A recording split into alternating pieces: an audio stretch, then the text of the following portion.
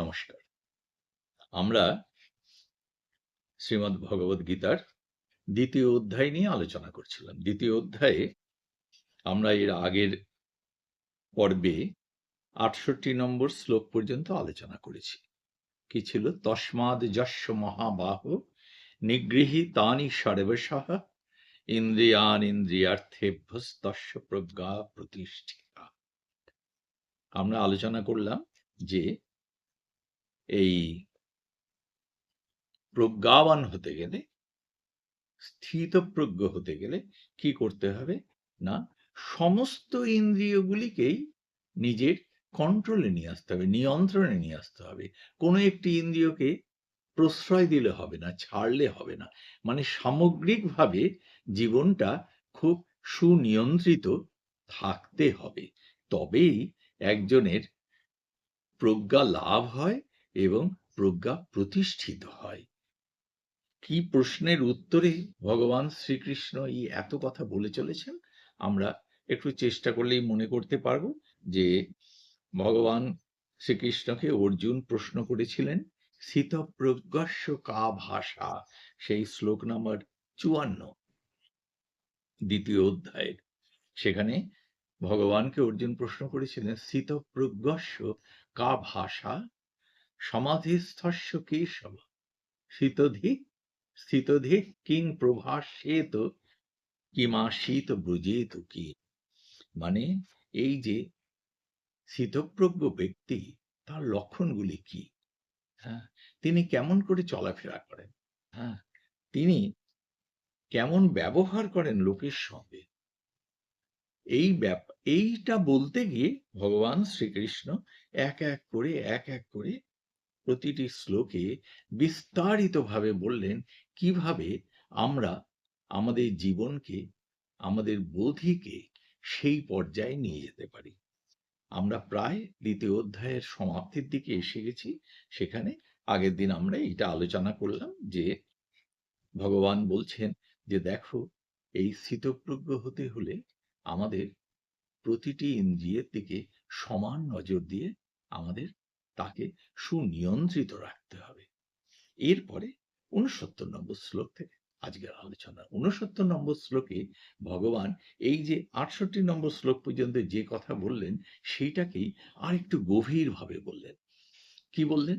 বললেন যে এই যে মানুষ স্থিতপ্রজ্ঞ, সেই মানুষকে উনি মুনির সঙ্গে, সেই মানুষকে উনি আধ্যাত্মিক জগতের অনেক অগ্রগামী পথিকের সঙ্গে তুলনা করে বলছেন যে তার জীবনচর্যাটা একদম আমরা যারা এই সাংসারিক ব্যবহারিক জীবনের মধ্যে রয়েছি তার অনেকটা বিপরীত, অ্যাটলিস্ট অ্যাপারেন্টলি বিপরীত। মানে সামনাসামনি মনে হবে যেন এই লোকটি আমাদের মতো জীবনচর্যা করছে না। সেই কথা বলতে গিয়ে উনি বললেন কিরকম?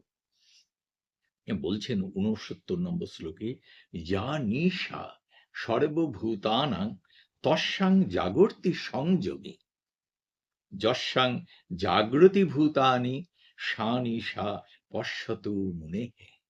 বলছেন যা নিশা সর্বভূতানাং, সর্বভূতের জন্য, মানে সকলের জন্য, মানে সাধারণ মানুষের জন্য, যেটা রাত্রি সাধারণ সংসারী মানুষের জন্য, এই ব্যবহারিক জীবনের মধ্যে আমরা যারা ডুবে আছি, আমরা সেই ঊর্ধ্বতর চেতনার দিকে অগ্রসর হওয়ার চেষ্টা করছি না, কিন্তু ব্যবহারিক জীবনের মধ্যেই আমরা সম্পূর্ণ নিমজ্জিত।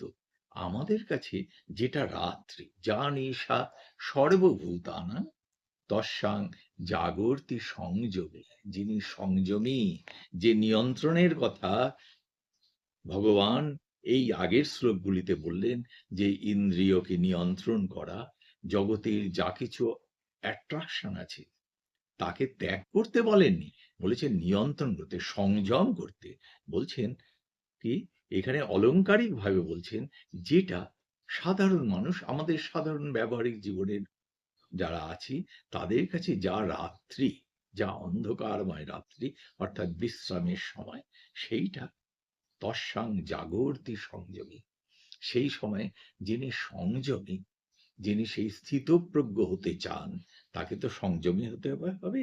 যে কথা আগের বললেন, তস্মাৎ যস্য মহাবাহু নিগৃহীতানি সর্বশঃ, সমস্ত ইন্দ্রিয়গুলিকে নিগৃহ করতে হবে, নিগ্রহ করতে হবে, অর্থাৎ কন্ট্রোল করতে হবে। বলছেন সংযমী মানুষের কাছে সেইটা হলো জেগে থাকার সময়। আর যস্যাং জাগ্রতি ভূতানি সা নিশা পশ্যত মুনেঃ, সা নিশা পশ্যতঃ মুনেঃ। বলছেন যে যেটা যস্যাং জাগ্রতি ভূতানি আছে, যেখানে এই সাধারণ মানুষের কাছে যেটা দিন সেইটা, সেখানে সাধারণ মানুষ যেখানে জেগে থাকে সেইখানে যিনি মুনি, যিনি স্থিতপ্রজ্ঞ, তার কাছে সেটা নিশা। অর্থাৎ বলছেন জীবনচর্যাটা বাহ্যিকভাবে বিপরীত ধর্মী। যদি আমাদের সেই স্থিতপ্রজ্ঞ হতে হয়, সেই সুপ্রিম কনসাসনেস, সেই পরম চৈতন্য সত্তার দিকে এগোতে হয়, যদি আমাদের সেই আত্মাকে জানতে হয় এবং জীবনের পথে খুব জ্ঞানী প্রজ্ঞাবান হয়ে চলতে হয়, তাহলে আমাদের ব্যবহারটা কেমন হবে? ভগবান বলছেন সম্পূর্ণ ব্যবহারিক জীবনে যারা নিমজ্জিত, তাদের সঙ্গে লাইফস্টাইল, জীবনচর্যাটা বিপরীত ধর্মী হবে। বলছেন যে ওই প্রবাহের মধ্যে চলে স্থিতপ্রজ্ঞ হওয়া যায় না। আমি যদি সবসময় ইন্দ্রিয় বৃত্তিকে প্রশ্রয় দিয়ে চলি, খালি সুখের সন্ধানে আমি জীবনের প্রতি মুহূর্ত ব্যয় করি, আরো চাই এই করি, আমার যদি নিয়ন্ত্রণ না থাকে আমার ভাবাবেগের প্রতি, আমার যে objects of attraction in this material world, তার উপরে যদি নিয়ন্ত্রণ না থাকে, তাহলে স্থিতপ্রজ্ঞ হওয়া যাবে না। দুটি একসঙ্গে হবে না। নিয়ন্ত্রণ করে, ত্যাগ করতে বলেননি, এইটা কিন্তু খুব গুরুত্বপূর্ণ। গীতাতে ভগবান কখনো বলেননি যে সংসার ত্যাগ করে আমরা সন্ন্যাসী হয়ে যাই, আমরা ছেড়ে দিই, তা নয়। সংসার জীবনকে অত্যন্ত উন্নত করার কথা বলা হয়েছে। সেই কথা বলে যেটা আমরা ঈশ উপনিষদের মধ্যে পাই। ঈশাবাস্য উপনিষদ, সেই ঈশোপনিষদ, তার মধ্যে পাই, যেখানে ঋষি পুরুষ তার উপলব্ধিতে বলেছেন যে বিদ্যাংচ অবিদ্যাংচ ইয়স্তদ বেদ উভয়ং সহ অবিদ্যায়া মৃত্যুং তীর্থয়া বিদ্যায়াম অমৃতমশ্নুতে। অর্থাৎ বিদ্যা এবং অবিদ্যা দুটিকে, অর্থাৎ ব্যবহারিক জীবন এবং আধ্যাত্মিক জীবন দুটিকেই একসাথে আমাকে নিয়ন্ত্রিতভাবে, সুনিয়ন্ত্রিতভাবে সেই জীবনচর্যা করে যেতে হবে। অবিদ্যার চর্চার দ্বারা, অর্থাৎ এই ব্যবহারিক জীবনকে সঠিকভাবে, right actions in right manners, সেই করে এই ব্যবহারিক জীবনের যা দুঃখ, সেটাকে যা অপ্রাপ্তি, যা আমাদের পাওয়া উচিত, সেইটুকুকে সঞ্চয় করে, অর্জন করে, তার সাথে সাথে সাধনার দ্বারা বিদ্যায়াম অমৃতমশ্নুতে, সাধনার দ্বারা আমরা সেই অমৃতত্বের দিকে এগোবো। এখানে ভগবান বলছেন যে এই যে ব্যবহারিক জীবনটা, এই যে জীবনটা, যে প্রজ্ঞাবানের জীবন, যিনি সেই অমৃতত্বের দিকে এগোবেন, তার জীবনচর্যাটা একেবারে, যিনি এই ব্যবহারিক জীবনে নিমজ্জিত হয়ে আছেন, তার জীবনচর্যার থেকে আলাদা। কিন্তু তিনিও ব্যবহারিক জীবনে রয়েছেন, কিন্তু নিমজ্জিত হয়ে নেই, নিয়ন্ত্রিত ব্যবহারিক জীবনে আছেন। মানে অনিয়ন্ত্রিত ব্যবহারিক জীবন, তার সঙ্গে সাধন জীবন বা আমাদের যে উত্তরণ, আমাদের বোধের উত্তরণ, চৈতন্যের চেতনার উত্তরণ, দুটি একসঙ্গে সম্ভবপর নয়। পরিষ্কার করে ভগবান বলে দিচ্ছেন যে নিয়ন্ত্রিত জীবন, সর্বদাই সেই নিয়ন্ত্রণের কথা বলা হয়েছে, নিয়ন্ত্রিত জীবন এবং তার সঙ্গে আমাদের প্রজ্ঞার পথে এগিয়ে যাওয়া, দুটিকে চলতে হবে। অনিয়ন্ত্রিত জীবনে থেকে এটি সম্পূর্ণ বিপরীত। তাই অলংকারিকভাবে কিভাবে ভগবান বোঝালেন অর্জুনকে, বললেন যে সর্বভূতের কাছে, সর্বভূত মানে হচ্ছে যারা এই খালি ব্যবহারিক জীবন নিয়ে পড়ে আছে, পার্থিব জীবন নিয়ে পড়ে আছে, তাদের কাছে যা রাত্রি, সংযমের কাছে যিনি নিয়ন্ত্রণের পথে চলেছেন, প্রজ্ঞাবান হতে চান, তার কাছে সেটা হচ্ছে জেগে থাকার সময়। আর সাধারণ মানুষের কাছে যেটা জেগে থাকার সময়, তার কাছে তা হচ্ছে রাত্রি, সানিশা। মুনির কাছে সেটা হলো না রাত্রি। মানে মুনির জীবনের লক্ষ্যটাই আলাদা। এরপরে ভগবান তার পরের শ্লোকে বলছেন যে এই রকম যদি জীবন চর্চা হয়, তাহলে প্রজ্ঞাবানের আরেকটি লক্ষণ কি? প্রজ্ঞাবানের লক্ষণ, অর্জুন তো লক্ষণগুলি জিজ্ঞাসা করেছিলেন এবং সেই লক্ষণগুলি কি করে আমরা আয়ত্ত করব, সেই কথা বলছেন ভগবান। আরেকটি অসাধারণ উপমা দিয়েছেন। কি উপমা দিয়েছেন? মহাসমুদ্রের সঙ্গে বলছেন, আপূর্যমানম অচল প্রতিষ্ঠাম, আপূর্যমানম অচল প্রতিষ্ঠান সমুদ্র মাপহ প্রবিশন্তি যদ্বৎ তদ্বৎ কামা জং প্রবিশন্তি সর্বে স শান্তিমাপ্নোতি ন কাম কামী। কি বলছেন? বলছেন যে এই আপূর্যমানম অচল প্রতিষ্ঠান সমুদ্র মাপহ প্রবিশন্তি যদ্বৎ, এই বিশাল সমুদ্রে, বিস্তৃত অত্যন্ত গভীর সমুদ্রে যখন সেই উত্তাল নদী এসে প্রবেশ করার ফলে কি সমুদ্র উদ্বেলিত হয়ে ওঠে, অশান্ত হয়ে ওঠে? হয় না। সমুদ্র তাকে গ্রহণ করে নেয়, গ্রহণ করেও সে শান্ত থাকে। কাজেই এই যে প্রজ্ঞাবান মানুষ, যে প্রজ্ঞাবান মানুষের কথা ভগবান বললেন, যে নিয়ন্ত্রিত জীবনের দ্বারা প্রজ্ঞাতে প্রতিষ্ঠিত যে মানুষ, তার কাছে জীবনটা কি সব সময় শান্তিপূর্ণ হয়? তা কখনো হয় না। তার জীবনে অশান্তি, অপ্রাপ্তি, কষ্ট, অন্য যে মানুষ সম্পূর্ণ ব্যবহারিক জীবনের মধ্যে ডুবে আছে, তার মতো তার জীবনেও একই রকম দুঃখ, কষ্ট, অপ্রাপ্তি, হতাশা সবই আসে। কিন্তু তার জীবনটা মহাসমুদ্রের মতো, তার মনের বিস্তার সমুদ্রের মতো, তার মনের গভীরতা সেই সমুদ্রের মতো।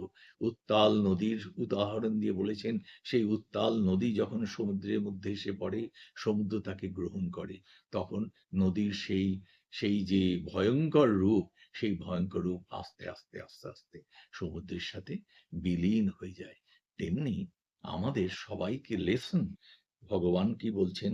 বলছেন আমাদের সবার, মানে বিশেষ করে আমরা যারা উত্তরণ চাই, আমরা ঊর্ধ্বে উঠতে চাই, আমাদের এই দুঃখময় জীবনের ঊর্ধ্বে প্রশান্তিময় আনন্দময় জীবনে প্রতিষ্ঠিত হতে চাই, তাদের মনটাকে এই রকম ভাবে বিস্তৃত করতে হবে মহাসমুদ্রের মতো, এবং চেতনাকে এরকম গভীর করতে হবে যে দুঃখ কষ্ট আসবে আমাদের জীবনে, প্রজ্ঞাবানের জীবনেও দুঃখ কষ্ট আসবে, হতাশা আসবে, অপ্রাপ্তি আসবে, কিন্তু সেগুলি আমাদের বিচলিত করবে না, ডিসলোকেট করবে না।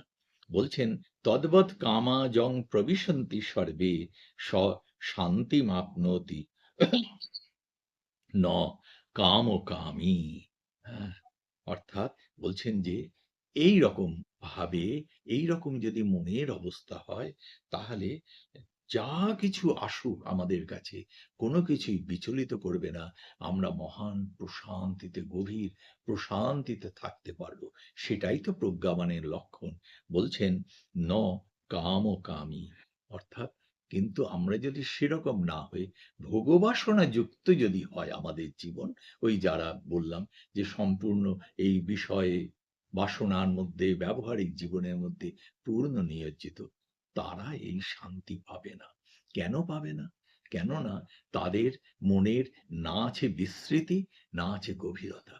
এই বিস্তৃতি এবং গভীরতা দুটি সাধন সাপেক্ষ, দুটি প্রচেষ্টা সাপেক্ষ। হতে পারে আমরা বিগত জন্ম থেকে আমরা যে সংস্কার নিয়ে আসি, সেই সংস্কার আমাদেরকে অনেকখানি এগিয়ে দেয়, সুযোগ সৃষ্টি করে। কিন্তু আমাদের জীবন, মানুষের জীবন, মানুষকে উন্নত হতে হয়, বড় হতে হয় তার প্রচেষ্টার দ্বারা। জীবজন্তু স্বাভাবিকভাবেই বড় হয়ে যায়, কিন্তু মানুষ স্বাভাবিকভাবে বড় হয় না। মানুষের কাছে সুযোগ আসে, কিন্তু মানুষকে সেটাকে আমাদেরকে কাল্টিভেট করতে হয়। প্রচেষ্টার দ্বারা, সাধনার দ্বারা আমরা ব্যবহারিক জীবনেও যেমন উন্নতি লাভ করতে হয়, তেমনি আধ্যাত্মিক জীবনে মনুষ্যত্বের বোধেও আমাদের প্রচেষ্টার দ্বারা এগিয়ে যেতে হয়। সেই প্রচেষ্টার দ্বারা ভগবান এই যে শ্লোকটি, এই ৭০ নম্বর অসাধারণ শ্লোক বলছেন, আপূর্যমানম অচল প্রতিষ্ঠান সমুদ্র মাপাহা প্রবিশন্তি যদ্বৎ। তা আমাদের সবাইকে ভগবান বলছেন প্রচেষ্টা করতে হবে, নিয়মিতভাবে সাধনা প্র্যাকটিস করতে হবে, কাল্টিভেট করতে হবে সেই গুণগুলি, যাতে আমাদের মন মহাসমুদ্রের মতো বিস্তার লাভ করে এবং সেই গভীরতা লাভ করে। যদি আমরা এরকমভাবে জীবনের পথে চলি, তাহলে দুঃখ, কষ্ট, হতাশা, অপ্রাপ্তি যাই আসুক, এগুলো আসবেই জীবনে। কোনো মহাপুরুষও এরকম কুসুমাস্তীর্ণ জীবন এই পৃথিবীতে পাননি, আমরা যদি দেখি। আর আমরা সাধারণ মানুষ তো পেতেই পারি না। কিন্তু সেইগুলিকে আমরা সেই মহাসমুদ্রের গভীরতা এবং মহান বিস্তার দিয়ে নিজের মধ্যে বিলীন করে আমরা সেই প্রশান্তি, আনন্দময় জীবনে যেতে পারি। এবং সেই আনন্দময় জীবন আমাদের যদি হয়, তাহলে কি হয়? স্বাভাবিকভাবে আমাদের পারিপার্শ্বিকও আনন্দময় এবং প্রশান্ত হয়ে ওঠে। এই ৭০ পরে আর আমাদের ২ টি শ্লোক আছে এই অধ্যায়ে, ২য় অধ্যায়ে ৭১ এবং ৭২। সেটা নিয়ে আমরা পরের দিন আলোচনা করব। আজ এই পর্যন্ত। নমস্কার।